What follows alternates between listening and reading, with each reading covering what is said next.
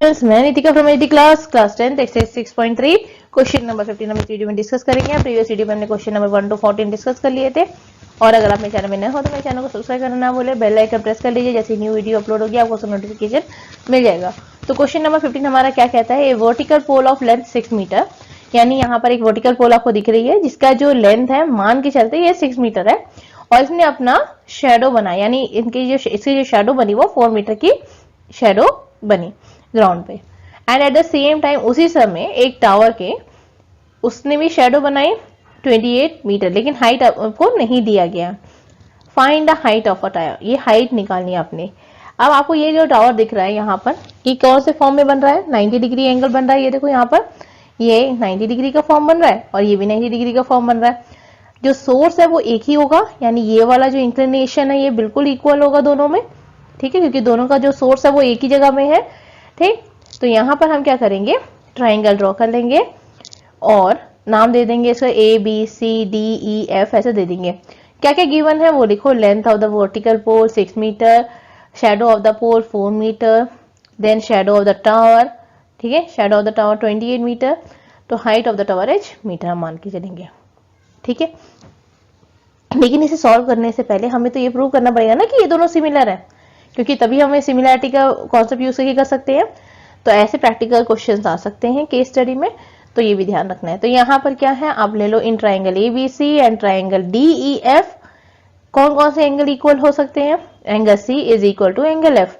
अब ये कैसे इक्वल होगा, क्योंकि जो सन की जो रेस है जहां से शेडो बना रहा है और उसका जो इंक्लिनेशन है वो इक्वल है, तो आप क्या लिखोगे, एलिवेशन ऑफ सन, यानी सन की जो एलिवेशन से जो बनी हुए एंगल, इसलिए दोनों इक्वल हो गए।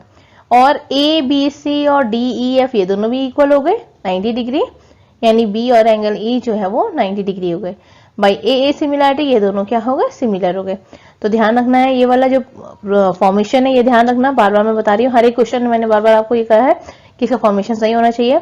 सी और बी एक साथ लिखोगे, अगर आपने सी लास्ट में लिखा है बी सेंटर में लिखा है तो आपने क्या लिखना है, एंगल एफ और एंगल ई, ठीक है। जहां पर बी है वहां पर एफ लिखोगे और जहां पर सी है वहां पर, तो जहां पर बी है वहां पर आप क्या लिखोगे, ई लिखोगे, और जहां पर सी है वहां पर आप एफ लिखोगे। फिर बाकी जो वैल्यू जो आपकी छूट गई वो लिख देना। तो अब क्या लिखोगे इसके बाद, AD upon first two upon second दोनों, फिर सेकेंड थर्ड और यहाँ पर भी सेकेंड थर्ड, ईएफ हो गया। क्योंकि मेरे पास हमें क्या निकालना है, डीई निकालना है, तो मुझे यहाँ पर क्या है, डीई चाहिए, और जो हमारे पास वैल्यू दी है हमें उसे ही यूज करना है। ए सी और डी एफ तो हमारे पास है ही नहीं, तो हम उसे यूज करने की जरूरत ही नहीं है, तो हमने वो लिखा ही नहीं।